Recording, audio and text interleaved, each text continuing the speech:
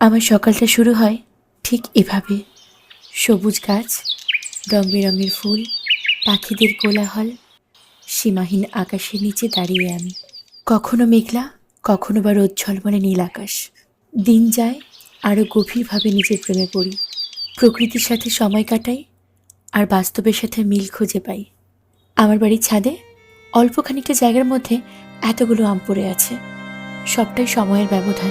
হয়তো আর খানিকটা সময় পেলে এই ছোট ছোট আমগুলো রসালো মিষ্টি ফলে পরিণত হতো। তখন তার মূল্যই বেড়ে যেত। আর এখানে দেখো, প্রতিযোগিতায় হেরে যাওয়া আরও একটা। বাকিদের থেকে আকারেও অনেক ছোট। একটা ঝরে গেছে, আরেকটা এখনো চেষ্টায় রয়েছে। যদি থাকা যায়। আসলে থাকতে চাওয়া আর রাখতে চাওয়ার মধ্যে বোঝাপড়াটাই বড্ড কঠিন। বাস্তবে সম্পর্কগুলোও তো এভাবেই ঝরে যায়।